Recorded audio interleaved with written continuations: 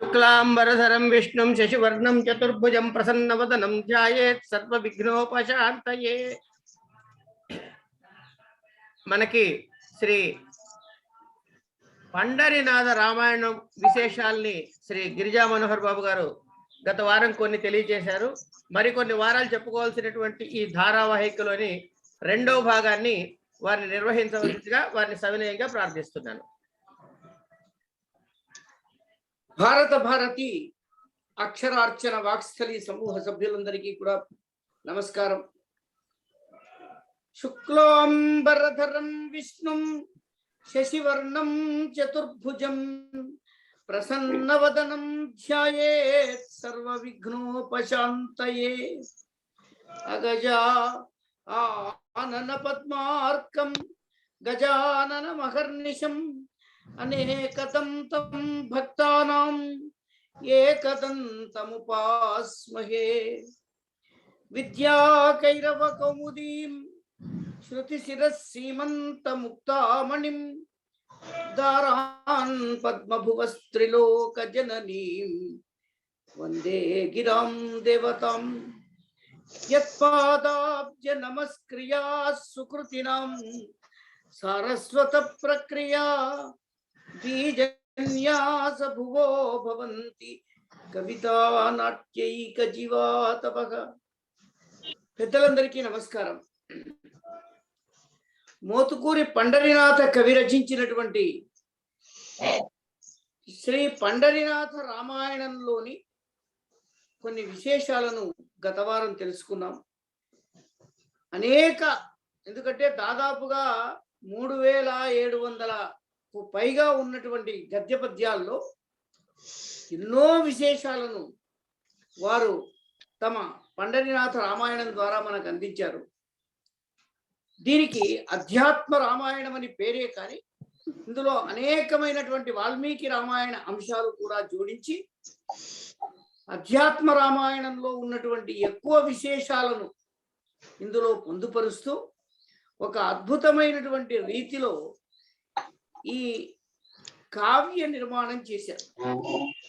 అధ్యాత్మ రామాయణము మనం క్రితం వారమే అనుకున్నాము. బ్రహ్మాండ పురాణాంతర్గతంగా ఉండి వేదవ్యాస మహర్షి రాసినట్టుగా లోకంలో ప్రచారంలో ఉండి ఆ పురాణాంతర్గతమైనటువంటి శ్రీరాముడికి సంబంధించిన అధ్యాత్మ రామాయణాన్ని ప్రార్థనా పద్యంలోనే సేవాగతులందజేయు పరవస్తు భజించదనిష్ట సిద్ధికిన్ అన్నాడని గతవారం తెలుసుకున్నాం.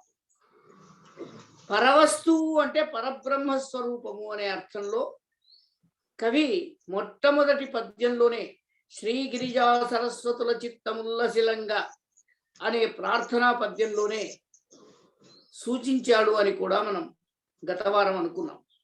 ఈ పరవస్తు అనేటువంటి మాట పరబ్రహ్మ తత్వాన్ని తెలియజేస్తుంది అని పండితులు చెప్తూ ఉన్నారు. శ్రీరాముడు పరబ్రహ్మ స్వరూపుడు అని వాల్మీకి రామాయణంలో అది కేవలం మానుష గాథగా ఉంటే ఇది నారాయణ గాథగా ఉంది ఈ అధ్యాత్మ రామాయణం అనే విషయాన్ని ఇది వేదవ్యాస మహర్షి స్పష్టంగా బ్రహ్మాండ పురాణంలో చెప్పారు అనేటువంటి మాటను పద్య రూపంలోనే దివ్య ప్రస్తవనీయశీలుడు రమాధీశ ప్రభావుండు వేదవ్యాసుండు మునీశవంద్యుడు అంటే వేదవ్యాసుడు చెప్పాడు అనే మాట పండరినాథ కవి స్పష్టంగా ముందు మాటల్లో చెప్పుకున్నాడు. ప్రథమాశ్వాసం అవతారికలో దివ్య ప్రస్తవనీయశీలుడు రమాధీశ ప్రభావుడు అయినటువంటి వేదవ్యాసుడు మునీశ్వరుల చేత పూజింపబడేవాడు. సముద్యత్ పండిత ప్రవ్యక్తంబుగా రామతత్వము సమగ్ర స్ఫూర్తి ఒప్పన్ జనశ్రావ్య గ్రంథముగా నొనర్చదా అని చెప్పుకున్నాడు. వేదవ్యాసుడు చెప్పినటువంటి రామతత్వం వాల్మీకి రామాయణంలో రామతత్వం భగవత్తత్వంగా మనకు చిత్రింపబడలేదు అనే విషయం అందరికీ తెలిసిందే. ఇంతకు ముందే అనుకున్నాం. అయం మానుషం రామం దశరథాత్మజమని స్పష్టంగా శ్రీరామచంద్రుడు చెప్పాడు. ఇక్కడ పరతత్వంగా రామతత్వాన్ని వేదవ్యాసుడు బ్రహ్మాండ పురాణంలో ఆధ్యాత్మ రామాయణ భాగంలో చెప్పాడు అనేటువంటి విషయాన్ని స్పష్టంగా పండరీనాథ కవే చెప్పాడు. కాబట్టి దానిలో ఉన్న సమగ్ర స్ఫూర్తి వెలువడే సమగ్ర స్ఫూర్తి స్ఫురించేటట్లుగా జనశ్రవ్య గ్రంథముగా, అంటే ఇది కేవలం ఏదో ఇక్కడ అనువాదం చేస్తున్నది ఒక విధంగా పురాణ గ్రంథాన్ని, అంటే బ్రహ్మాండ పురాణంలో ఉన్నటువంటి అది పురాణ కథ. కానీ దీన్ని కావ్య కథగా జనశ్రవ్య గ్రంథముగా జనులకు ఆహ్లాదం కలిగించే, వినడానికి ఆహ్లాదం కలిగించే గ్రంథంగా అనువాదం చేస్తానని స్పష్టంగా చెప్పుకున్నాడు. అంటే దీన్ని మనం జాగ్రత్తగా ఆలోచిస్తే కావ్యానికి అవసరమైనటువంటి వర్ణనలు, అలంకారాలు ఇట్లాంటివన్నీ కూడా జోడించి, అంటే ఇవన్నీ పురాణాల్లో మనకు కనిపించవు. పురాణ కథనం వేరు, కావ్య కథనం వేరు. కాబట్టి కావ్య నిర్మాణ గ్రథన కౌశలం తాను చూపిస్తాననేటువంటి మాటను స్పష్టంగా చెప్తూ, ఇది వేదవ్యాస మహర్షి రామతత్వాన్ని ఎట్లా చెప్పాడో ఆ విషయాన్ని నేను చెప్తాను అన్నాడు. కొంచెం అధ్యాత్మ రామాయణంలో ఉన్న అంశాలను, పండరీనాథుడు చెప్పినటువంటి అంశాలను, మూలానికి దీనికి చిన్న ఏ విధమైనటువంటి సారూప్యం ఉందో ఆ విషయాన్ని మనం చెప్పుకునే ప్రయత్నం చేద్దాం ఇవాళ. అదియు రామతత్వమును పెన్నిధికి రసాంజనము ఓలే జగము సన్నుతింప నవనిలోన వెలసే అధ్యాత్మ రామాయణాఖ్యమై పురాణ ముఖ్యమగుచు. పండరీనాథ రామాయణం అవతారికలో ఈ పద్యాలు చెప్పుకున్నారు. అధ్యాత్మ రామాయణాఖ్యమై పురాణ ముఖ్యమగుచు అంటే ఇది అధ్యాత్మ రామాయణము పురాణాంతర్గతం. ఇది ఏం చెప్తుందట? రామతత్వమును పెన్నిధికి రసాంజనము ఓలే జగమును తింప. వాల్మీకి రామాయణానికి దీనికి ఉన్న తేడా ఇక్కడ స్పష్టంగా తెలుస్తుంది.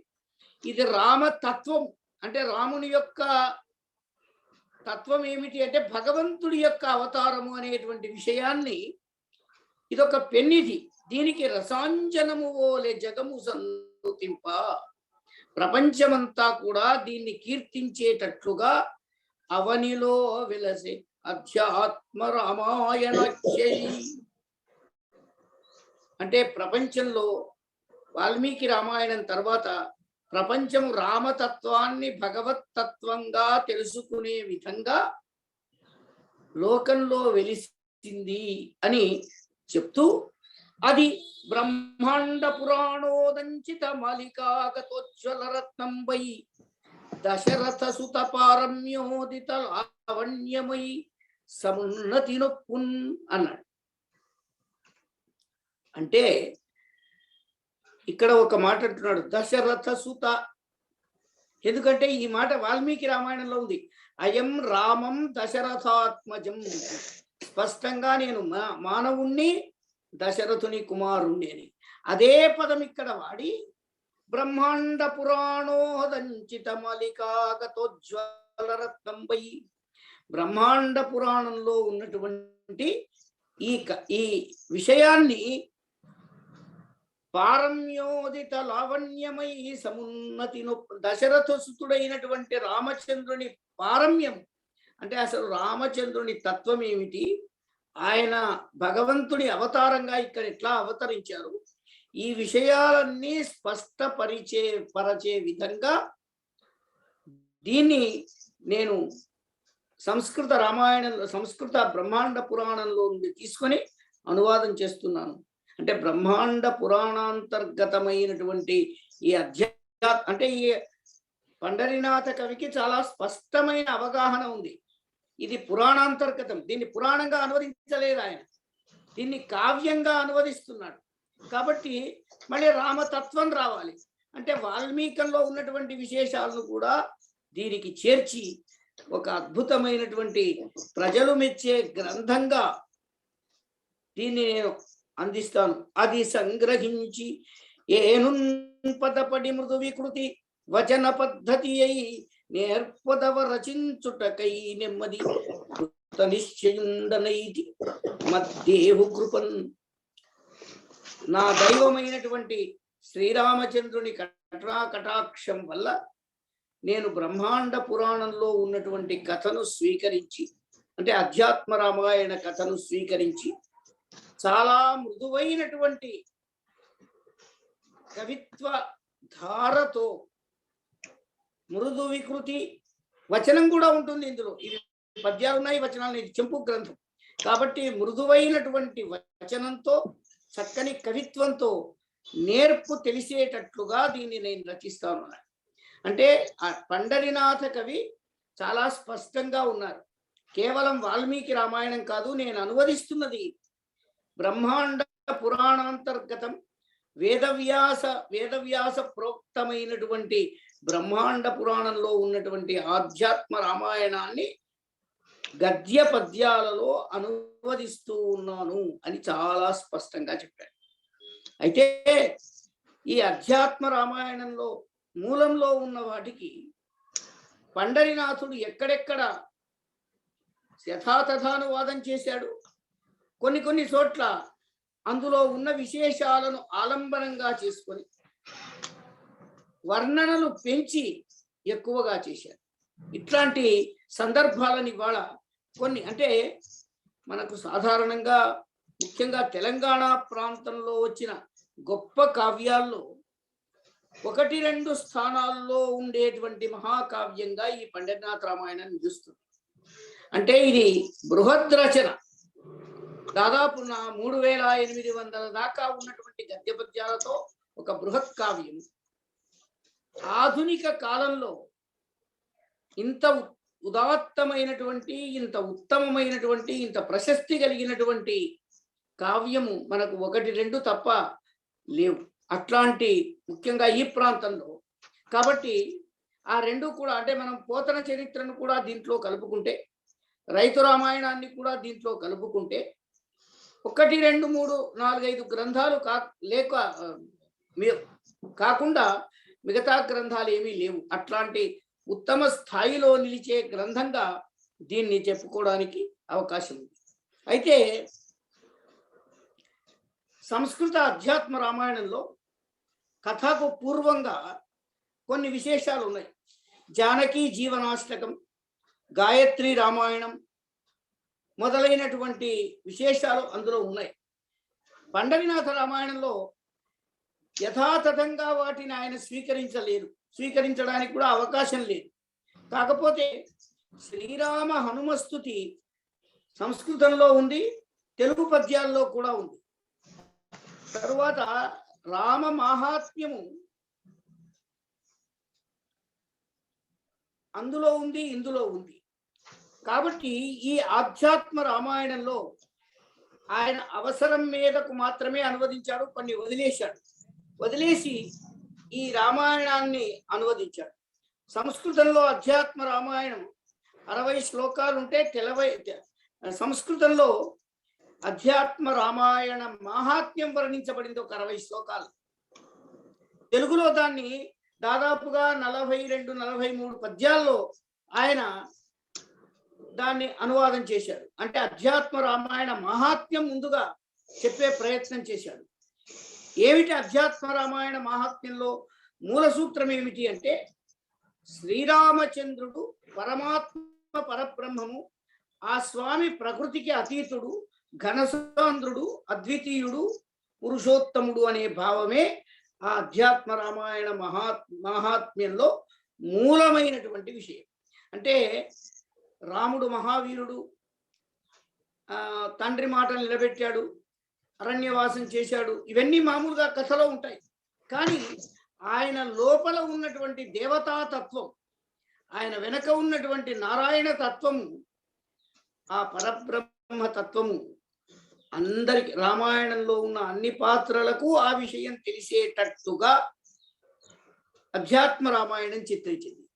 అంటే ఈ సర్వ ప్రకృతికి కూడా ఆయన అతీతమైనటువంటి వాడు, అంటే భగవంతుడైనటువంటి వాడు. ఆయన ఘనసాంద్రుడు, అద్వితీయుడు, పురుషోత్తముడు అన్నారు. మామూలుగా అధ్యాత్మ రామాయణంలో పార్వతీదేవి పరమేశ్వరుణ్ణి అడిగినప్పుడు పరమేశ్వరుడు ఈ రామతత్వాన్ని, భగవత్తత్వాన్ని ఆమెకు బోధించినట్లుగా ప్రియాయై గిరిశస్తస్యై గూఢం వ్యాఖ్యాతవాన్ స్వయం పురాణోత్తమం అధ్యాత్మ రామాయణమితి స్మృతం. దీనికి అంటే నారదుడు వేసిన ప్రశ్నకు పార్వతీ పరమేశ్వరుడు అధ్యాత్మ రామాయణం ఉత్తమ పురాణం అని చెప్పినట్టుగా ఉంది. దీన్నే ఎట్లా అనువాదం చేశాడో చూడండి. తొల్లి హిమగిరీశ దుహిత నిజాధీషు నతుల రామతత్వమడుగ తెలిపి. హిమగిరీషు దుహిత, హిమవత్ పర్వత రాజపుత్రి అయినటువంటి పార్వతీదేవి నిజాధీశునడు, నిజాధీశుడు అంటే పరమశివుడు, భర్త అయినటువంటి పరమశివుణ్ణి అతుల రామతత్వమడుగా, అతులమైనటువంటి సాటి లేనటువంటి రామతత్వము, ఆ రామతత్వాన్ని గురించి నాకు ఒకసారి దయచేసి చెప్పండి అని అడిగినప్పుడు ఆ రామతత్వాన్ని తెలపడమే అతడు ప్రియకు గూఢము అధ్యాత్మ రామాయణాఖ్యముగు పురాణ ముఖ్యమనగా. ఇది నారదుడితో చెప్పిన మాటలు. ఓ నారద, ఈ అధ్యాత్మ రామాయణం అనేది గూఢమైనటువంటిది. ఏమిటి ఇందులో గూఢత్వము అంటే రాముని తత్వము, భగవత్ తత్వం అనేది రామునిలో గూఢంగా ఉంది అని చెప్పడానికి అనేక విశేషాలను చెప్పినటువంటి రామకథ ఈ అధ్యాత్మ రామాయణం. ఇది పార్వతీదేవి అడిగితే రామతత్వాన్ని గురించి పరమేశ్వరుడు ఆమెకు బోధించినట్లుగా ఉన్నటువంటి పురాణం ఇది. దీని పేరు అధ్యాత్మ రామాయణాఖ్య. దీని పేరు అధ్యాత్మ రామాయణము.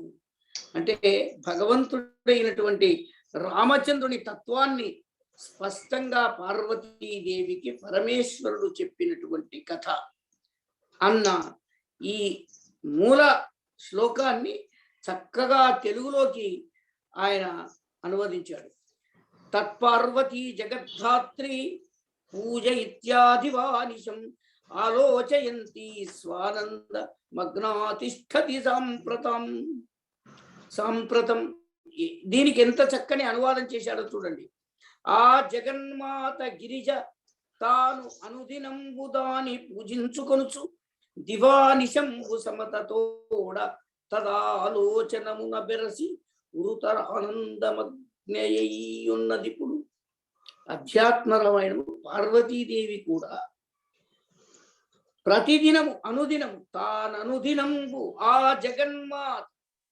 జగన్మాత అయినటువంటి పార్వతీదేవి ప్రతిరోజు కూడా ఈ అధ్యాత్మ రామాయణాన్ని పారాయణం చేస్తుంది. అంటే ఇది ఎంత పవిత్రమైందో. రామతత్వము ఒక విధంగా నారాయణ తత్వమేది. ఆ నారాయణ తత్వమే రామతత్వంగా మనం భావిస్తే దాన్ని పార్వతీదేవి కూడా దాన్ని పూజించుకొనుచు, దాన్ని పూజిస్తూ, దాన్ని గౌరవిస్తూ దివానిశంబు సమతతోడ తదాలోచనమున పెరసే, రాత్రింపగళ్ళు కూడా ఆ ఆలోచనలోనే గడుపుతూ ఉంది. అంటే పవిత్రమైనటువంటి ఆది దంపతుల్లో ఒకరైనటువంటి పార్వతీదేవి భగవంతుడైన నారాయణ తత్వాన్ని ప్రతినిత్యము కూడా రాత్రింపగళ్ళు దాన్ని పారాయణ చేస్తూ దివా అనిశము అంటే అన్ని సమయాల్లో కూడా రాత్రింపగళ్ళు కూడా ఆ భగవతత్వాన్ని గురించే ఆలోచన చేస్తూ తదాలోచనమున బెరసి ఉరుతర ఆనందమగ్నయ్యి ఉన్నది. ఎక్కువ ఆనందంతో ఉంది అన్నట్లుగా చెప్తున్నాడు. ఇదే శ్లోకం. తత్ పార్వతీ జగద్ధాత్రి, జగద్ధాత్రి అయినటువంటి పార్వతి పూజయిత్వా దివానిశం. ఇది సంస్కృత అధ్యాత్మ రామాయణంలో ఉన్న మాట శ్లోకమే. అంత చక్కని తెలుగు అనువాదం. ఆలోచయంతి స్వానందం మగ్నా తిష్టతి సాంప్రతం. సరిగ్గా ఎంత చక్కగా యథాతథంగా మూల అధ్యాత్మ రామాయణం అంటే బ్రహ్మాండ పురాణాంతర్గతమైనటువంటి రామాయణంలో ఉన్న శ్లోకాన్ని చక్కని, అంటే శ్లోకానికి అనువాదానికి పెద్దగా తేడా లేదు.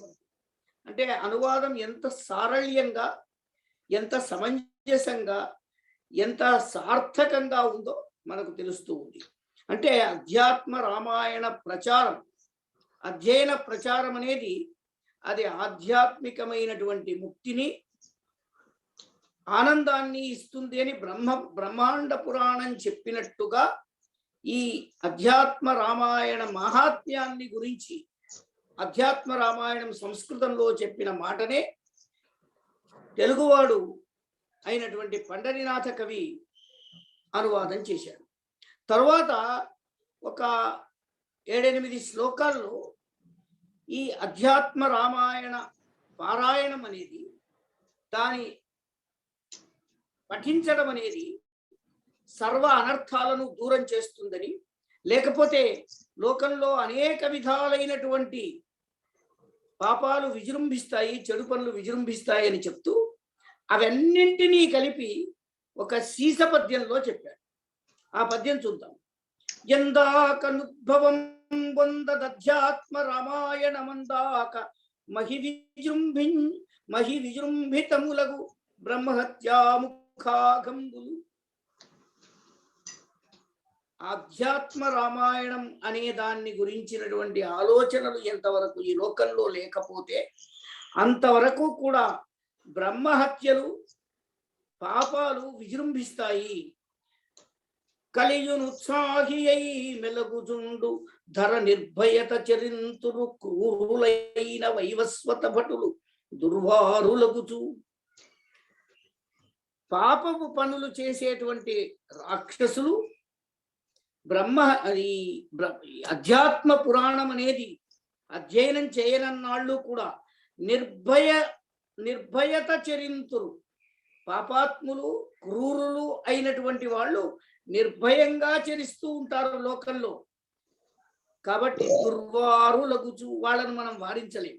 అంటే ఎప్పుడైతే భగవత్ తత్వాన్ని గురించి తెలుసుకోకపోవడం వలన, దాన్ని గురించి ఆలోచించకపోవడం వలన మానవ లోకంలో పాపాత్ముల యొక్క సంఖ్య పెరుగుతుంది, పాపాత్ముల చర్యలు పెరుగుతాయి, పాప కర్మలు పెరుగుతాయి.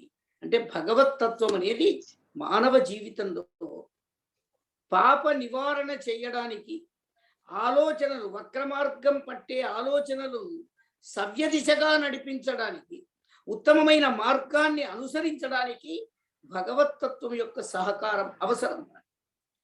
భగవంతుని కటాక్షం కావడం అంటే ఆయన వచ్చి మనకేదో వరాలు ఇస్తాడని కాదు, మానసికమైనటువంటి దృఢత్వం ఇచ్చి మనం ఏ పనులు చేయకూడదో, ఏ పనులు చెయ్యాలో స్పష్టంగా అర్థం చేయించగలగడమే ఈ రామాయణం యొక్క ప్రధానమైనటువంటి ప్రయోజనం.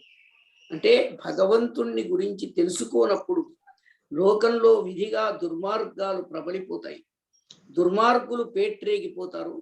నిరత శాస్త్ర వివాదము ఎప్రొద్దు చేయంగనగు పరస్పర జిగీషానురక్తి. ప్రతివాడు కూడా నేను గొప్ప అంటే నేను గొప్ప, జిగీష అంటే గెలవాలని, నేనే గొప్పవాడిని అనిపించుకోవాలనేటువంటి పరస్పర విజిగీష, వాడికంటే నేను గొప్ప, నాకంటే వాడేం గొప్ప అని అనుకోవాలనేటువంటి వాళ్ళను ఈ భగవత్తత్వం అనేది అతనికి మానసికమైనటువంటి స్థిరత్వాన్ని ఇస్తుంది, ఈ చాంచల్యాన్ని ఇవ్వదు. ఇతరుల యందు, ఇతర విద్వాంసుల యందు మాత్సర్యాన్ని కలిగించదు, ఈర్ష్యా ద్వేషాలకు దూరంగా ఉంటుంది. అవని అధ్యాత్మ రామాయణార్థమెరుగనట్టివారు ఎంత తపము చేయంగనేమి ఫలము శ్రీరామ రూపంబు తెలియగలరే భవ్య గుణజాల వేరండు పలుకనేల. ఇవన్నీ కూడా దాదాపుగా సంస్కృత అధ్యాత్మ రామాయణంలో ఒక 7-8 శ్లోకాల్లో చెప్పబడ్డాయి. కానీ వీటన్నింటినీ సంగ్రహపరిచి ఒకే ఒక సీస పద్యంలో, అంటే ఈ లోకంలో అధ్యాత్మ రామాయణార్థం తెలియనటువంటి వాడు ఎన్ని తపస్సులు చేసినా దాని భగవత్ తత్వం తెలుసుకోకపోతే ఎన్ని తపస్సులు చేసినా అది వృథానే. శ్రీరామ రూపంబు తెలియగలరే. ఇక్కడ రూపం అంటే తత్వం. ఎన్ని తపస్సులు చేసినా శ్రీరామతత్వం తెలుస్తుంది అనడం అనేది అసాధ్యమైన విషయం. ఎవరైతే అధ్యాత్మ రామాయణం అధ్యయనం చేస్తారో, ఎవరైతే అధ్యాత్మ రామాయణ తత్వాన్ని అర్థం చేసుకోగలరో, ఎవరైతే అధ్యాత్మ రామాయణాన్ని అనుసరించగలరో వాళ్లకు రామతత్వము రామరూపము సులభంగా సాధ్యమవుతుంది. అంతేకాని వాడు ఎన్ని తపస్సులు చేసినా రామతత్వం అనేది అవగాహనలోకి రాదు అనేటువంటి విషయాన్ని భవ్య గుణజాల వేరొండు పలుకనేల. ఇంకొక విషయం చెప్పే అవసరమే లేదు. అంటే అధ్యాత్మ రామాయణ ప్రాశస్త్యాన్ని ఆయన అనేక గద్య పద్యాల్లో చెప్పాడు. దాంట్లో ఈ అధ్యాత్మ రామాయణం యొక్క ఔన్నత్యాన్ని చెప్పేటువంటి ఒక 8-9 శ్లోకాలను ఒక సీస పద్యంలో ఇమిడ్చి దాన్ని ఇంత చక్కగా అధ్యాత్మ రామాయణం యొక్క ప్రాశస్త్యం యొక్క అవసరం ఏమిటి, తెలుసుకోవలసిన బాధ్యత ఎందుకు అనేటువంటి విషయాలను అది తెలుసుకోకపోతే లోకంలో అన్యాయాలు, అక్రమాలు, అసూయాద్వేషాలు, ఈర్ష్యాలు మొదలైనటువంటివి పేట్రేగిపోతాయి. కాబట్టి భగవత్ తత్వాన్ని స్పష్టంగా అధ్యయనం చేయగలిగే శక్తి అధ్యాత్మ రామాయణంలో ఉంది అన్న. దాంట్లోనే అధ్యాత్మ రామాయణంలోనే చెప్పారు.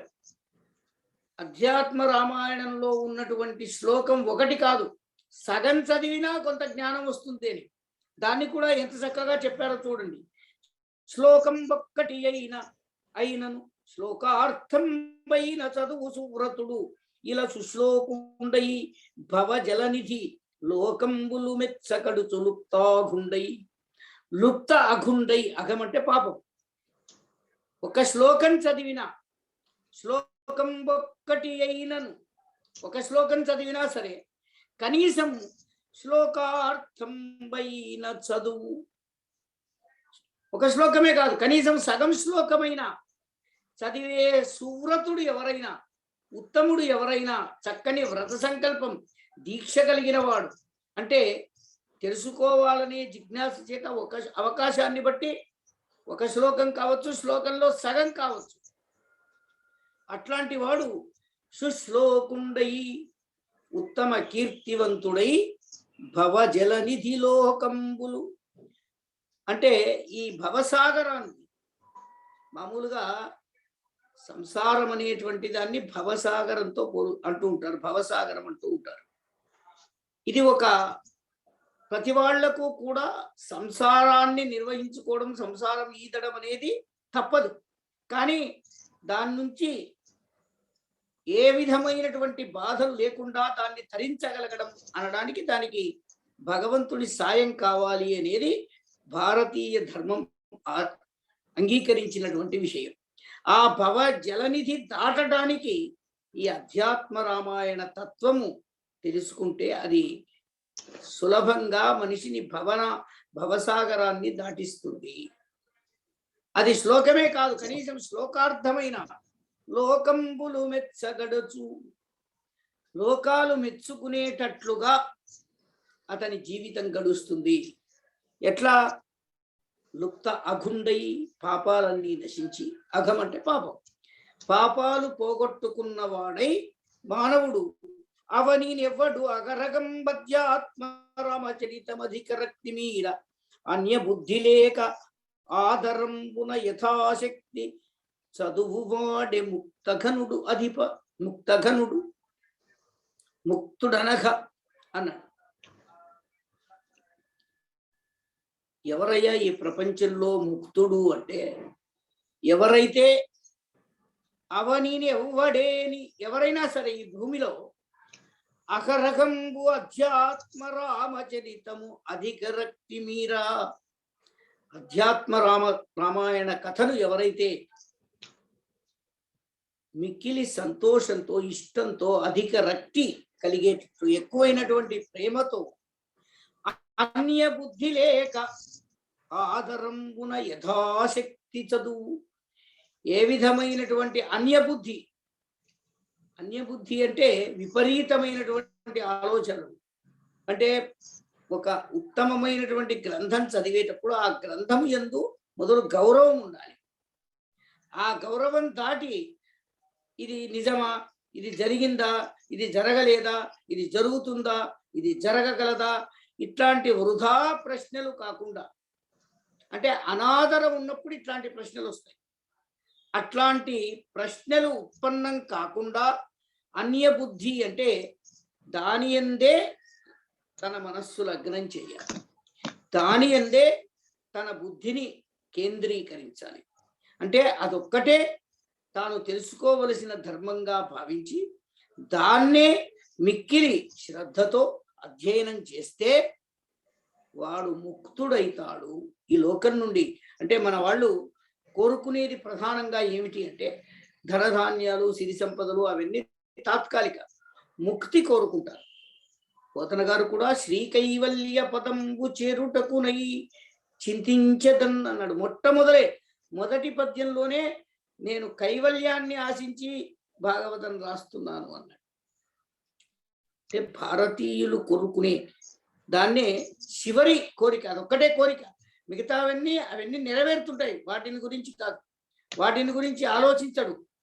ఆలోచించడం ఏమిటంటే ముక్తిని గురించి. ఎవరు ముక్తి పొందుతారు అంటే ఎవరైతే అన్య బుద్ధి లేక ఈ అధ్యాత్మ రామాయణాన్ని అధ్యయనం చేయడానికి ఇష్టపడి అధ్యయనం చేస్తారో వాడే నిజమైనటువంటి ముక్తుడు అని సంస్కృత అధ్యాత్మ రామాయణంలో ఈ విషయాలన్నీ కూడా చాలా స్పష్టంగా శ్లోకాల్లో ఉంటే వాటిని తన ముందు మాటల్లో పండరినాథ కవి కూడా చక్కని తెలుగులో సామాన్యునికి అర్థమయ్యేటట్లుగా ఎట్లా రాశారో కూడా చెప్తున్నాడు. ఈ కృతి నంధ్రవక్కుల నహీనవతిన్ విరచించి, తెలుగు మాటల్లో అంటే తెలుగు అనువాదంలో అహీనమతిన్ విహరించి, అహీనమతి అంటే గొప్పనైన బుద్ధితో, తక్కువ కాని హీనము కాని బుద్ధితో దీన్ని రచించి సర్వలోకైక శరణ్యుడవు రఘుకులేశునకిచ్చి, దీన్ని అంకితం కూడా మళ్ళా రామచంద్రుడికే చేశాడు. ఆ రామచంద్రుడు ఎట్లాంటి వాడట? సర్వలోకైక శరణ్యుడు, సర్వలోకాలు ఆశ్రయింపదగినటువంటి మహానుభావుడు రామచంద్రుడు. కాబట్టి ఆయనకు ఇచ్చి తదీయ సత్కృపాలోక సుధాప్తి తేలి, ఆయన యొక్క దయా అనే సముద్రంలో తేలిపోతూ అవిలుప్త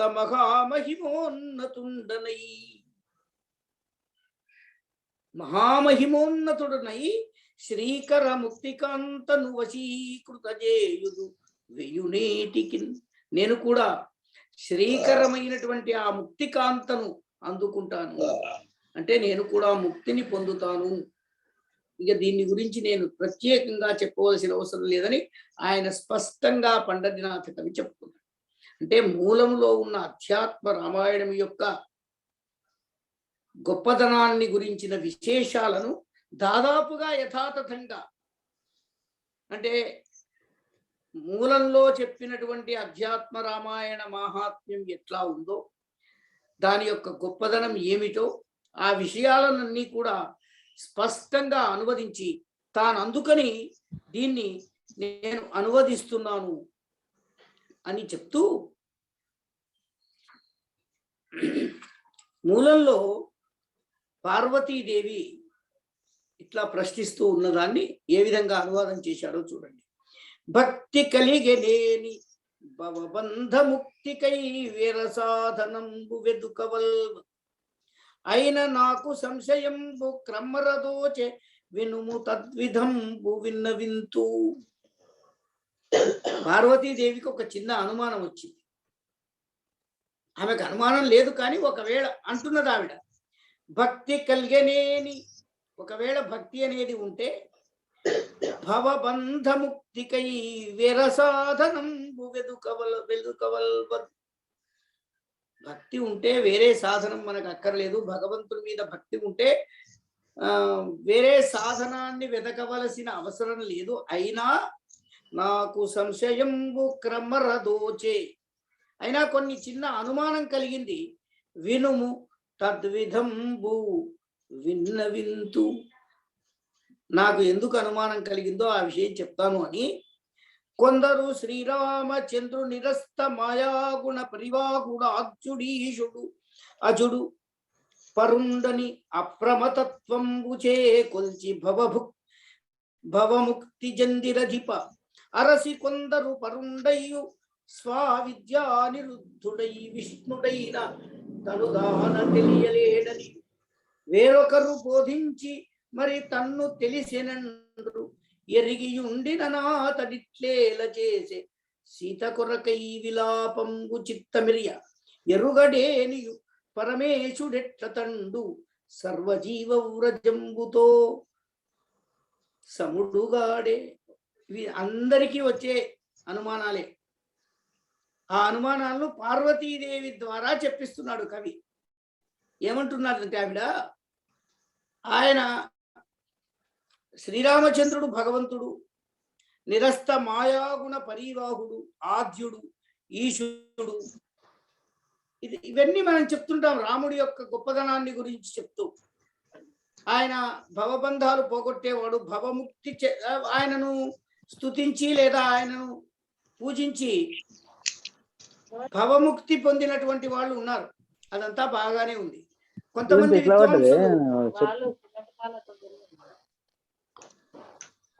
కానీ ఇవన్నీ తెలిసి కూడా రాముడు భగవంతుడు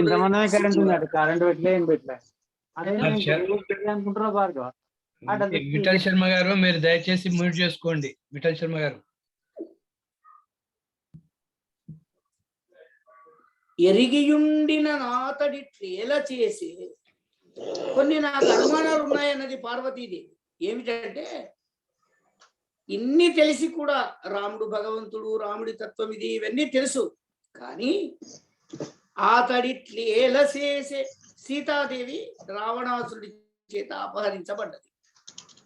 అరణ్యంలో రాముణ్ణి వంచి రావణుడు సీతాదేవిని అపహరించాడు. ఒక సామాన్య ప్రకృతుడైనటువంటి సామాన్యుడైనటువంటి వాడు భార్య పోతే విలపించినట్లుగా రామచంద్రుడు ఎందుకు విలపించాడు? ఆయనకు భగవంతుడు కదా, ఆయనకు ఏం జరుగుతుందో కూడా అవగాహన ఉంది కదా. సీత కొరకై విలాపంబు చిత్తమిరియా. సీత కొరకు అంత దుఃఖం ఎందుకు? ప్రకృతిలో ఉన్న చెట్లను, చేమలను అన్నింటినీ ప్రశ్నిస్తాడు. అంటే అంత దుఃఖం ఆయనకు ఎందుకు వచ్చింది? తెలియదు ఆయనకు. తెలియకపోతే ఎరుగడేనియు పరమేశుడెట్ల తండు. ఒకవేళ ఆయనకు తెలియకుండానే ఏడ్చాడు అంటే ఆయన తెలియకపోతే పరమేశ్వరుడు ఎట్లయితాడు? సర్వజీవవ్రజంబుతో సముడుగాడే. ఇదొక విచిత్రమైన ప్రశ్న. అందరూ జీవుల్లాగానే ఆయన కూడా సామాన్యుడే కదా. సామాన్యులు దుఃఖించినట్లుగానే దుఃఖించి ఆమె కొరకే కావునని ప్రశ్నంబునకు ఏ విధమున ప్రతివచింతువు ఇది వినుటకు మత్భావంబు కోరుచున్నది దేవా. ఈ సంశయంబు దీర్పవే కరుణన్. పరమేశ్వరుని ఆవిడ అడిగింది. మరి ఆయన ఇట్లా సీతాపహరణం జరగగానే సామాన్యమైనటువంటి ప్రాకృత మానవుడి వలె దుఃఖించాడు కదా. ఆ దుఃఖించినటువంటి వాడు దేవతత్వం తెలిసిన వాడు ఎట్లా అవుతాడు? కాకపోతే అతడు సామాన్యుడే అవుతాడు కదా. కాబట్టి ఈ ప్రశ్నంబునకు ఈ అనుమానం ఉంది నా మనస్సులో. ఈ ప్రశ్నకు ఏ విధంగా సమాధానం చెప్తారు స్వామి, అది వినడానికి నేను చాలా ఇష్టపడుతున్నాను అని పార్వతీదేవి అన్నది. ఇవాటికి కూడా చాలా మంది వేసే ప్రశ్ననే ఇది. అంటే ఒక కవి ఎంత భవిష్యత్ దర్శనం ఉంటుందో చూడండి. లోకంలో అనేక విధాలైనటువంటి ప్రశ్నలు ఉత్పన్నమవుతూ ఉంటాయి. ఆ ప్రశ్నల్లో భాగంగా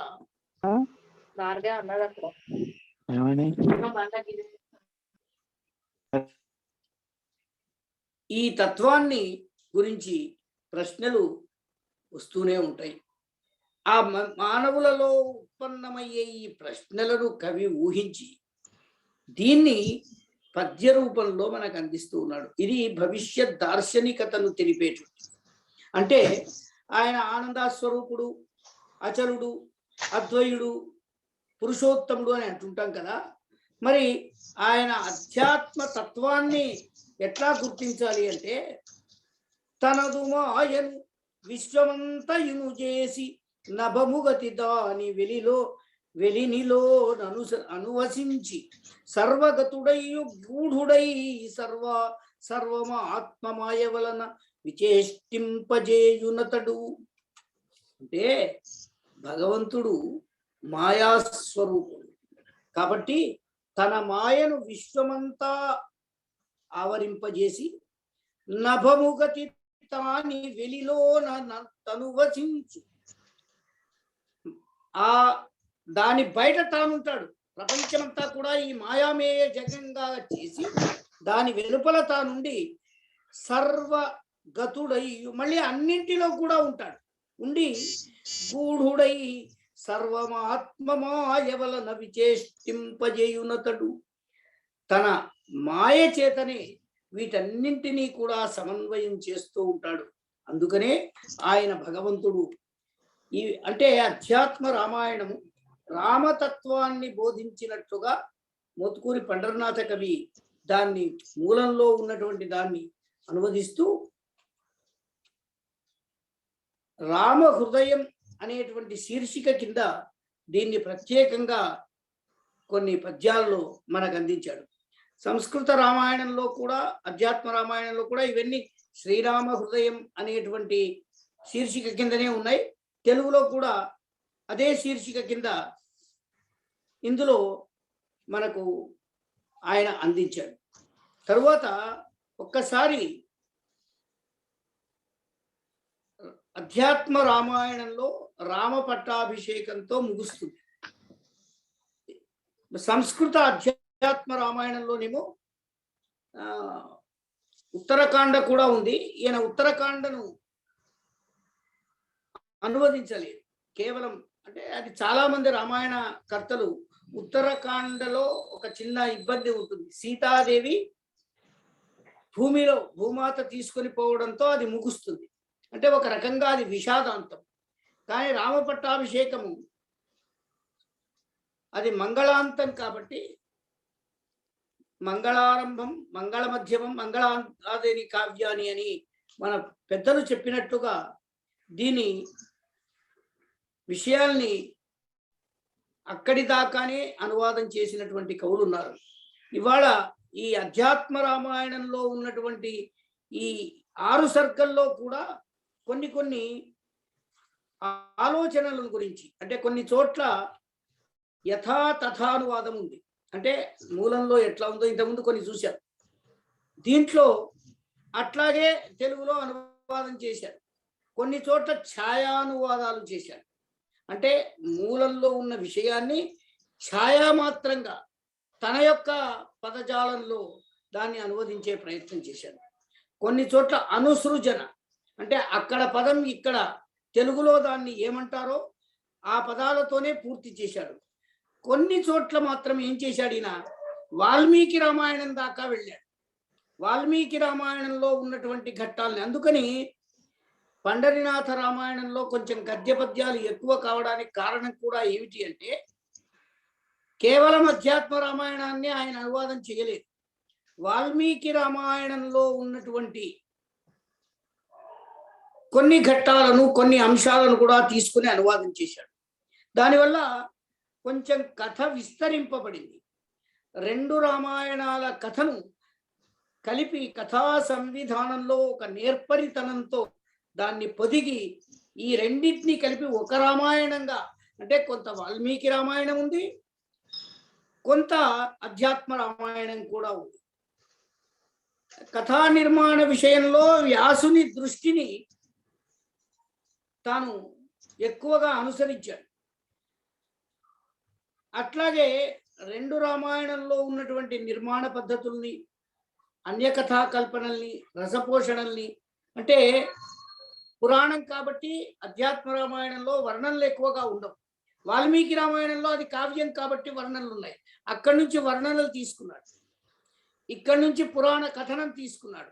అంటే రెండింటినీ కూడా సమన్వయం చేసి దేశీయతను, దేశకాల పరిస్థితుల్ని, సామాజిక అవసరాల్ని, భగవత్తత్వ ప్రచారాన్ని, ముఖ్యంగా శ్రీరామచంద్రుడు తారక పరబ్రహ్మ స్వరూపుడిగా నిరూపించే అంశాన్ని ఇట్లాంటివి తీసుకున్నాడు. అధ్యాత్మ రామాయణంలో ఉన్నటువంటి ఒక విషయం ఉంది. అంటే రావణుడు అపహరించింది మాయా సీతనని, అసలు సీత అగ్నిదేవుడి దగ్గర ఉందని, సీత అగ్ని ప్రవేశం జరిగినప్పుడు అసలైన సీత బయటికి వచ్చిందని ఒక కథనం ఉంది. ఆ కథనాన్ని ఇందులో మనకు ఉదాహరించే ప్రయత్నం చేశారు. అసలు ఆశ్చర్యం ఏమిటంటే, ఈ పండరినాథ కవి జీవించిన కాలం మన తెలంగాణ ప్రాంతంలో ఆసఫ్ జాహీల పరిపాలన ఉంది. మహమ్మదీయ రాజుల పరిపాలన రూపంలో భారతీయ ధర్మాన్ని ప్రతిపాదించేటువంటి ఒక అద్భుతమైనటువంటి గ్రంథాన్ని రాయడమే అది చాలా సాహసం. అదే ఆయన చేశారు. వేదవ్యాసుల వారిదేమో అది పురాణం కాబట్టి పౌరాణిక దృష్టి, ఇది కావ్యం కాబట్టి ఇది కావ్య దృష్టి. అంటే కావ్యంలో కల్పనలు ఉంటాయి, అనేకమైనటువంటి వర్ణనలు ఉంటాయి, అలంకారాలు, ఇవన్నీ కూడా పురాణం కంటే కావ్యంలో ఎక్కువ ఉంటాయి. అంటే అలంకారాలు మొదలైనటువంటి మామూలుగా కొన్ని చోట్ల ఈయన యథాతథ అనువాదం చేశారు. ఒక ఘట్టం ఉంది. హనుమంతుడు సముద్ర లంఘనం చేయబోతూ ఉంటాడు. హనుమంతుణ్ణి దేవతలు పరీక్షించాలనే ఉద్దేశ్యంతో సురస అనేటువంటి ఒక నాగకన్యక అనుకోండి, ఆమెను హనుమంతుడిని పరీక్ష చేయడానికని ఆ సముద్రంలోకి పంపిస్తున్నారు.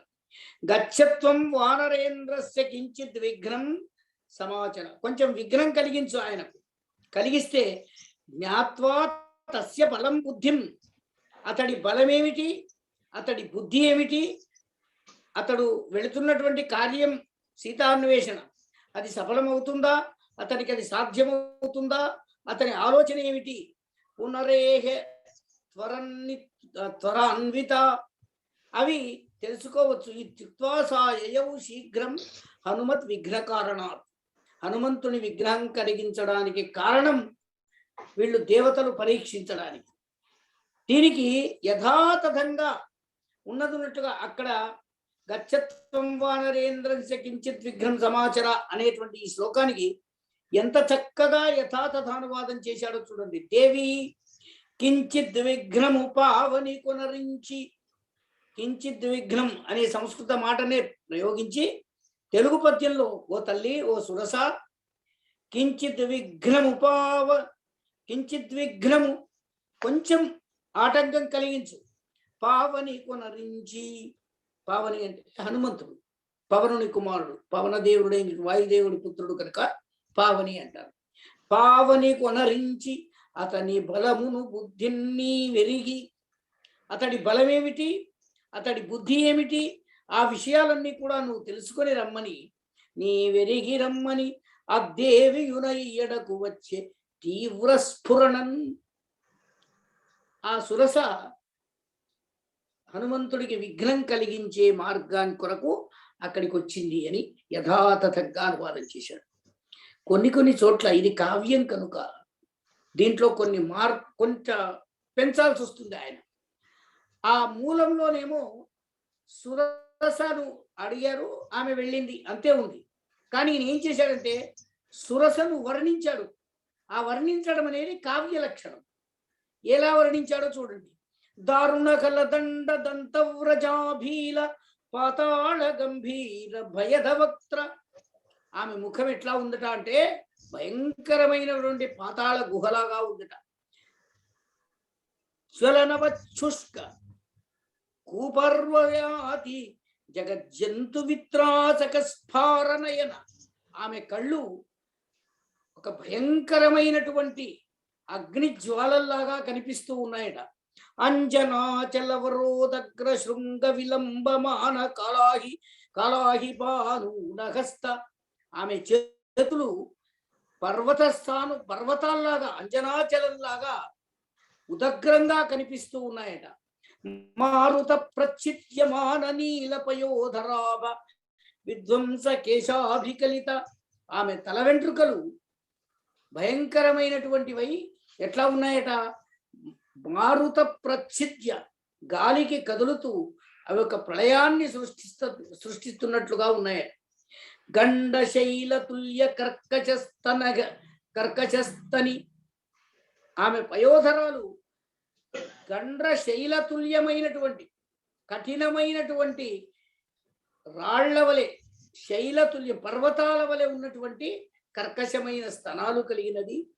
ఘనక్ష్మాధరోపమాన జఘన చక్ర, జఘనము ఆమె యొక్క జఘన భాగము భూమండలము వలె విస్తృతంగా కనిపిస్తూ ఉందట. నిష్ప్రమాణ దేహ నిఖిల భీషణ రూపయకుచు సురస అచటిక రుగుదించే. ఆమె అక్కడికి వచ్చినట్టుగా వర్ణించాడు. ఇది మూలంలో లేదు.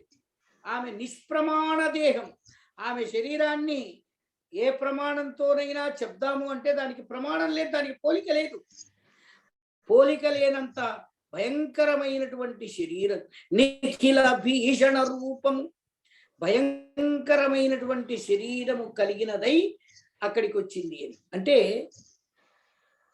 మూలంలో లేని విషయం ఎందుకు చెప్పాడు ఇక్కడ శిరస వర్ణన అంటే, ఇది కావ్యం కనుక, కావ్య లక్షణం కనుక, మూల రామాయణంలో అది పురాణం అంతర్గతం కనుక, పురాణంలో అవసరమైనవి మాత్రమే ఉన్నాయి కనుక వాటిని కొన్ని చోట్ల యథాతథంగా అనువదించాడు.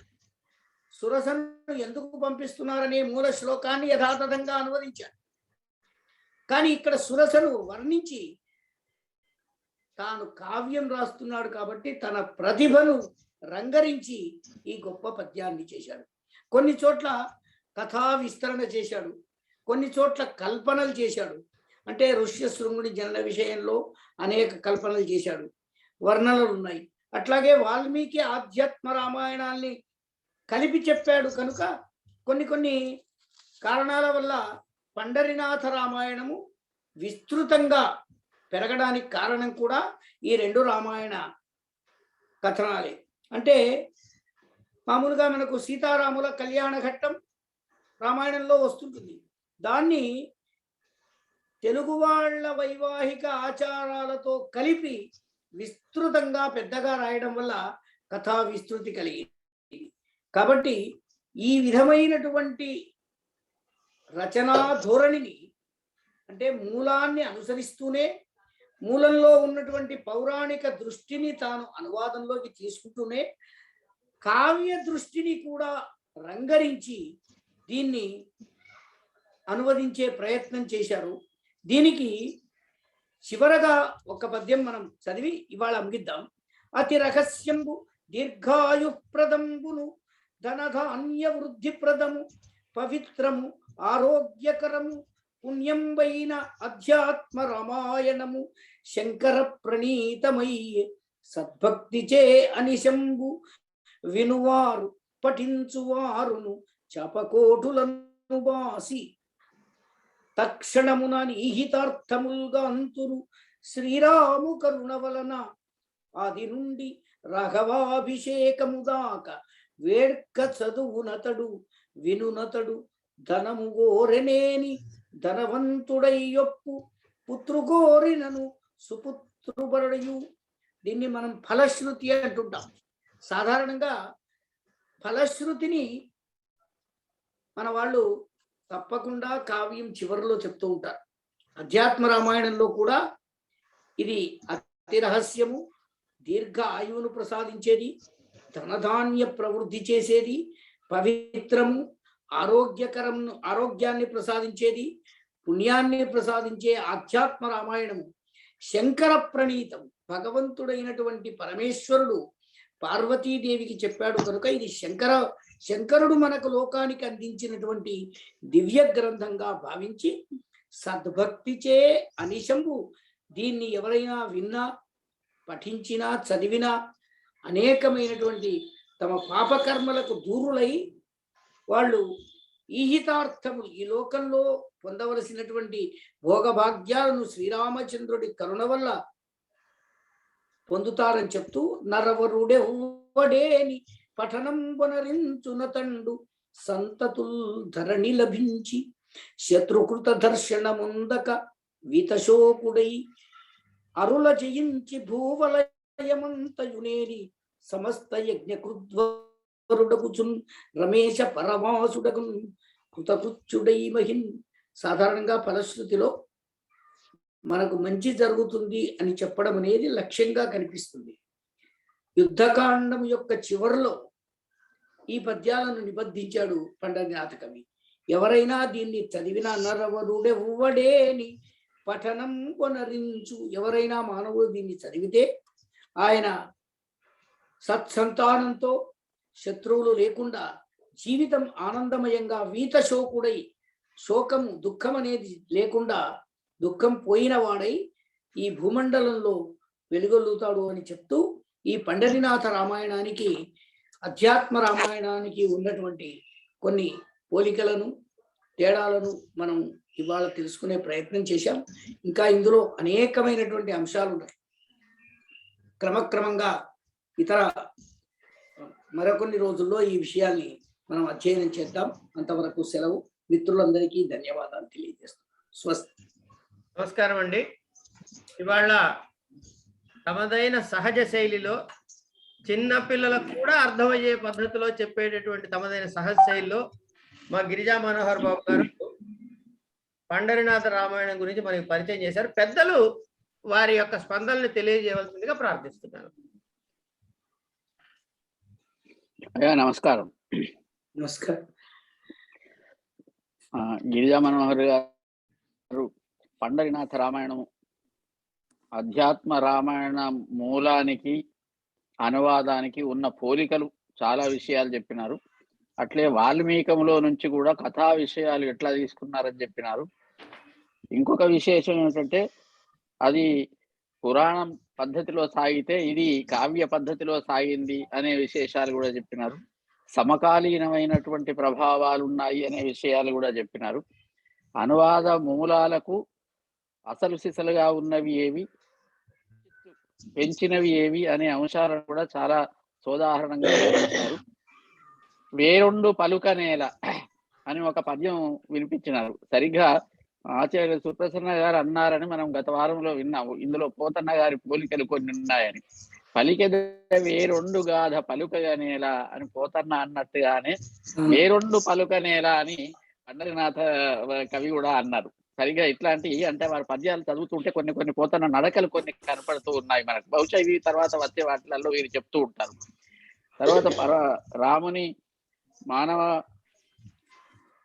మానవత్వాన్ని పరమాత్మతత్వాన్ని రెండింటిని ఎట్లా చెప్పినాడు అని చాలా ప్రధానమైనటువంటి కీలకమైనటువంటి ఒక అది రాముడు సీతా వియోగం సందర్భంలో పొందినటువంటి ఘట్టాన్ని తీసుకొని ప్రశ్నించటం, దానికి సమాధానం చెప్పటం వంటివి కూడా చాలా మందికి ఇందులో అనుమానాలు నివృత్తి కావటానికి అవకాశం ఉన్నాయి. అట్లా పండరినాథ రామాయణం మనం వాల్మీకి రామాయణం అనుసరించి చేసిన అనువాదాలకు భిన్నంగా ఆధ్యాత్మ రామాయణ తత్వాన్ని కూడా తెలుసుకునేటువంటి అవకాశం ఇందులో చాలా సరళంగా వారు తెలియజేసినట్లుగా పద్యాలు వినిపించినారు.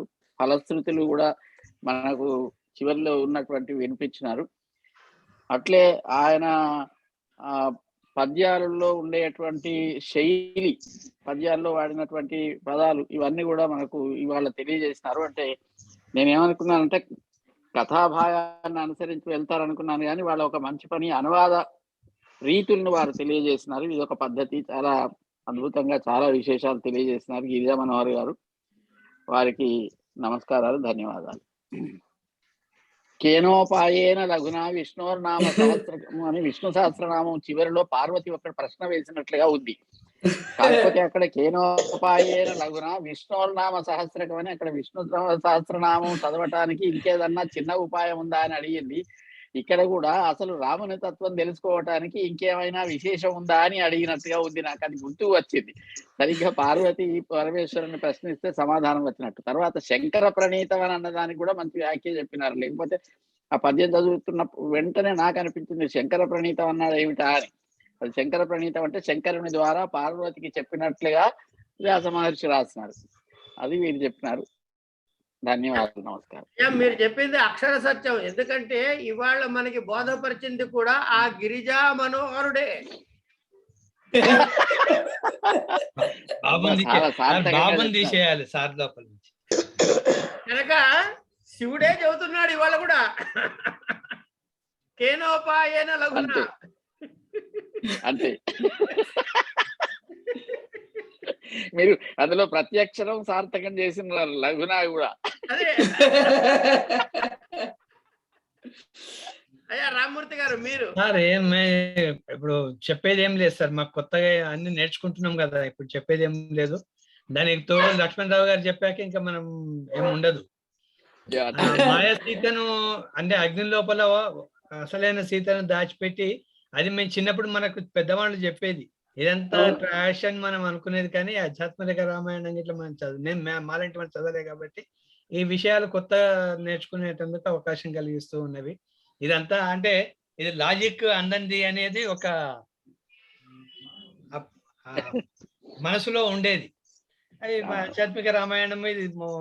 దీని ఉద్దేశమే ఆధ్యాత్మిక పరిణతిని పెంచటము, ఒక భగవంతుడనే ఒక విశ్వాత్మ మీద భక్తిని నిబద్ధీకరించటము, ఇదే దాని ఉద్దేశం. అది కాబట్టి ప్రయోజనం అనుద్దేశ నమందోపి ప్రవర్తతే అనేది కదా. కాబట్టి చేసిన ప్రయత్నంలో ఆ ప్రయోజనం ఏదో దాన్ని మాత్రమే తీసుకున్నారు. కాబట్టి ఇలాంటివన్నీ ఉండవచ్చు. ఇక ముందు ముందు ఎన్ని మనకి మమ్మల్ని మేము అప్డేట్ చేసుకునేందుకు అవకాశం ఉంటుందో చూద్దాం. చాలా సంతోషం. ఇప్పుడు మీరు అన్నట్టుగా బాబుని తీసేసి బాబు కూడా పెట్టుకోవచ్చు సార్. చిన్నప్పటి గిరిజా మనోహరుడు అనుకోవచ్చు, పెద్ద అయినాక కాకుండా గిరిజా మనోహర్లు చిన్నప్పటి గిరిజా మనోహర్లు అనుకోవచ్చు. లేదండి సార్, గౌరవార్థంగా పెద్దవాళ్ళని కూడా బాబు అని పిలిచే ఒకటి ఉన్నది మన తెలంగాణ ప్రాంతంలో. తండ్రిని బాబు అని పిలుస్తాం కదా. కాదండి, తండ్రిని కాక పెద్దవాళ్ళని కూడా బాబు అంటారు. పెద్దవాళ్ళు ఉంటే కూడా వాళ్ళని బాబు, వాళ్ళ పేరు పెట్టి పిలవటానికి మర్యాద కాదని బాబు అని పిలుస్తారు. బాబు గారి ఇంటికి వెళ్ళి వచ్చామంటారు, బాబు గారి ఇంటికి వెళ్ళి వచ్చామంటారు, అంటే పెద్దవాళ్ళ దగ్గరికి వెళ్ళి వచ్చామని. అంతే. గిరిజా మనోహర్ గారికి రామశాస్త్రి గారు, నాగిళ్ళ వారు, నమస్కారం. నేను చెప్పేది ఏమి లేదు, అందరికీ వాళ్ళతో ఏకీభవిస్తున్నాను అంతే. హనుమంతరావు గారి ఒపీనియన్ కావ్య వర్ణనలు చేసినప్పుడు ఏం విశేషాలు ఆయన చెయ్యి కదిపితే వద్దని, ఆపితే ఆశీర్వదించినట్టు అంతవరకే చెప్తున్నారు వారు. వారు హనుమంతులు కదా, మొత్తం వారిదే రామాయణం అంతా హనుమంతులదే కదా. చాలా సంతోషం అండి. ఈనాటి ఈ కార్యక్రమాన్ని మనం మళ్ళీ పై వారంలో మిగతా భాగాన్ని కూడా చూసే ప్రయత్నం చేద్దాం. ఈ వారం మనం యథాప్రకారంగా మన కుందావజుల కృష్ణమూర్తి గారి పద్ధతిని మార్చకుండా కృష్ణస్థుతితో ఒకటి